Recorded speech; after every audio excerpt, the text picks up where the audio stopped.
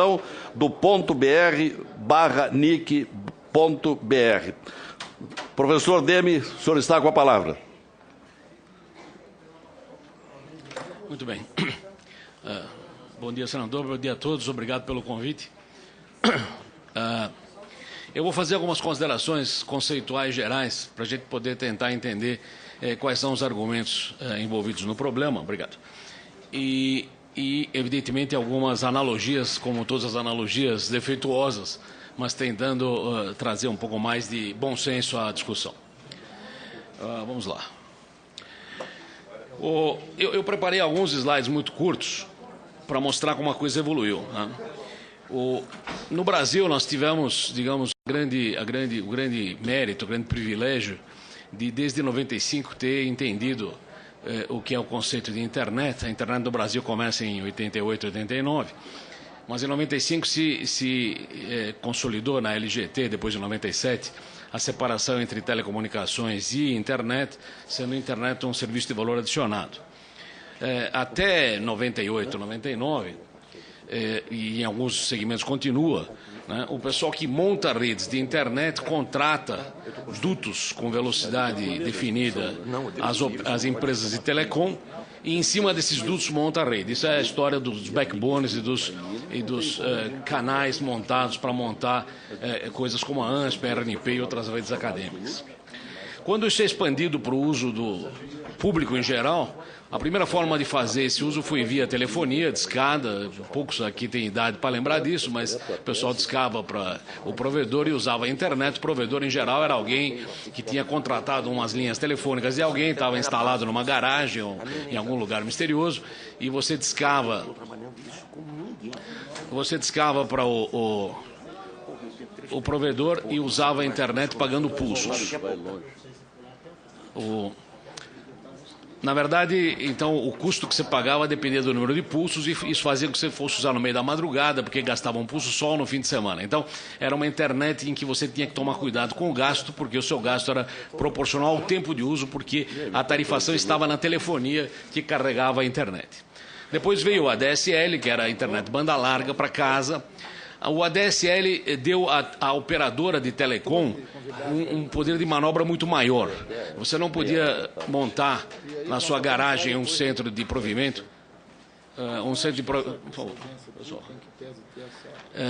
porque evidentemente você não tinha as conexões necessárias. Então, naturalmente, o ponto final da conexão não era mais o provedor espontâneo que tinha se montado, mas sim provavelmente a própria telco.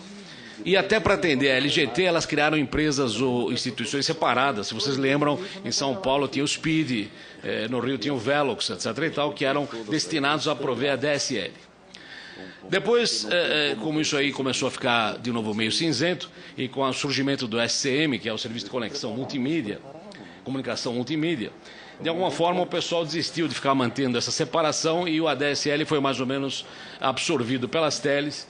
E com isso, nós começamos a misturar o nosso provedor de telecomunicações com o nosso provedor de internet, porque os dois eram feitos pelo mesmo CNPJ. Com o aparecimento da internet móvel, a telefonia volta a ter papel, porque você volta a carregar a internet agora de novo sob telefonia celular, e isso gera de novo o surgimento de coisas como franquia, que tinha de alguma forma sumido no ADSL. No ADSL você não tinha nenhuma franquia específica, você contratava o seu acesso na sua casa e usava do jeito que você quisesse usar. Aconteceu alguma coisa estranha. Muito bom. Qual a diferença entre internet fixa e internet móvel, que é uma coisa que eu acho que nós devemos preservar, porque são complementares. Na internet fixa você tem um acesso sem pressão de tempo e tráfego. Não esquecer que a internet fixa também inclui Wi-Fi. Wi-Fi é internet fixo, apesar que é sem fio. Se você sair do ponto de Wi-Fi, você perde a conexão. E eu escrevi aqui reflexiva, no sentido que você tem tempo para pensar e ter um aprofundamento maior no que você faz na internet. A internet móvel, ela existe em todo lugar, você pode usar em vários países, a conexão é permanente, no sentido que você está sempre com condição de conectar. Em compensação, o seu uso em geral é mais superficial, é mais telegráfico, você entra, dá um sim ou não, lê as notícias e cai fora, você não vai gerar um texto enorme usando a internet móvel. E ela tem algumas características, porque ela anda em cima, inerentes à telefonia celular.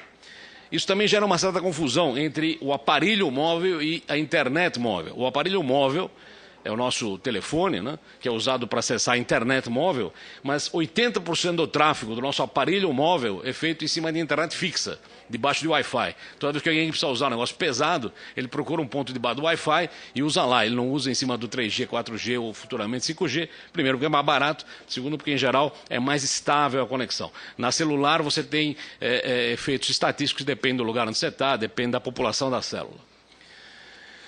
Muito bom. Comparações daquele tipo imperfeito, né? Modelos que incluem pagamento por conteúdo e pagamento individual existem em todos os setores. Vou dar um exemplo, né? O que eu sempre dou. Né? Você tem restaurantes buffet onde você vai e come o que quiser e cobra por cabeça. E você tem restaurantes por quilo onde você paga o que você vai comer. E aí eu escrevi um negócio de chuchu, porque se você vai num restaurante tipo buffet, você come chuchu. O chuchu é basicamente água. Mas se você gosta de chuchu, você come chuchu, você não está pagando o quilo. Se você for num restaurante por quilo, você vai pegar a picanha. Se você pegar o chuchu, você está pagando o seu peso em água, o que não é conveniente.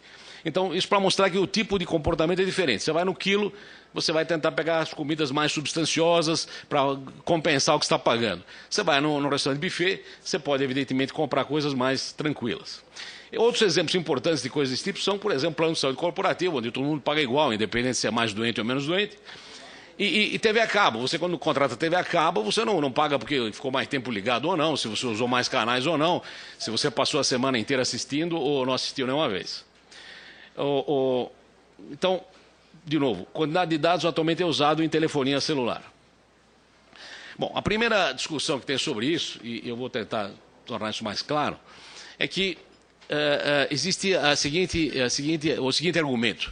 Nos velhos tempos, quando você usava a internet na sua casa, você usava, sei lá, 10 kilobits, seu vizinho usava 10 kilobits, a provedora tinha que arrumar 20 kilobits para você entrar na internet.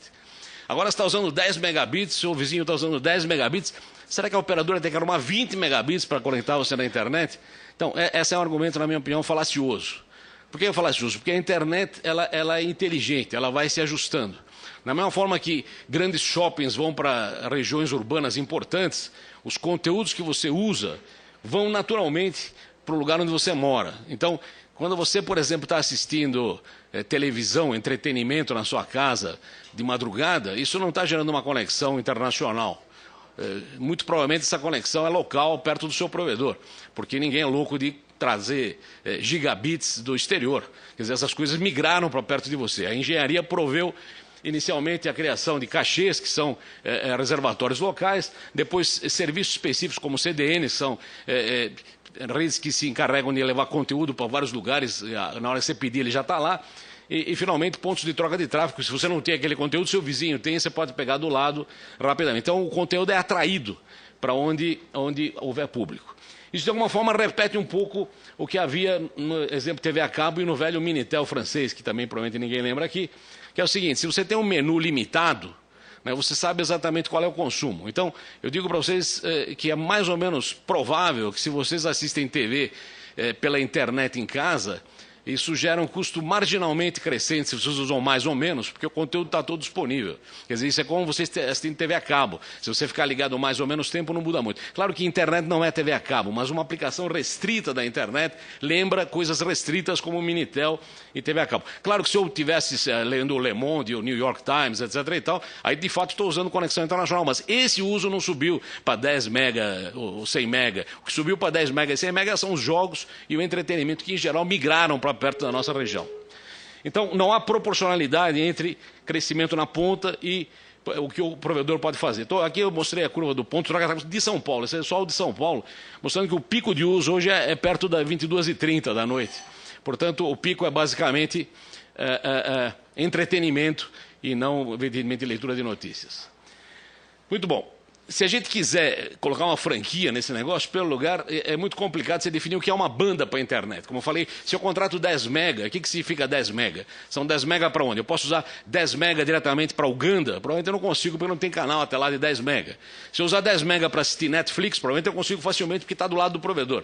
Então, a definição sobre o que é banda que eu contratei é vaga, e devemos ser compreensivos nisso. Quer dizer, não dá para dizer eu contratei 10 mega, quero 10 mega todo o tempo, independente se eu estou indo para a Tailândia ou se eu estou indo indo para o Rio de Janeiro ou se eu estou indo para Brasília ou assistindo filmes. Mesmo no caso que tinha franquia no passado, ela nunca foi aplicada. Então isso é um argumento mais do pessoal de contratos de consumidor, eu não vou discutir isso aí, mas nunca foi aplicada, exceto em casos anômalos. Quer dizer, para usar o caso do restaurante, se você usa um restaurante buffet, você entra com um carrinho de feira e abastece para abastecer seu restaurante do lado, não parece justo. Quer dizer, se cobra por cabeça, não posso entrar carregando um carrinho, encher com as comidas do restaurante de buffet e levar para abrir meu próprio restaurante. Então, existem obviamente usos incorretos, mas isso nunca foi fato na vida. E, finalmente, eu vou comentar isso aí, quer dizer, bits não são átomos, quer dizer, átomos custam caro. Se você fizer analogia com água, cada água que saiu na minha torneira falta na torneira de alguém. Né? Cada filme que eu assisto é repetido a custo zero por outro cara que assiste em outro lugar, porque bits não são átomos, eles não gastam matéria.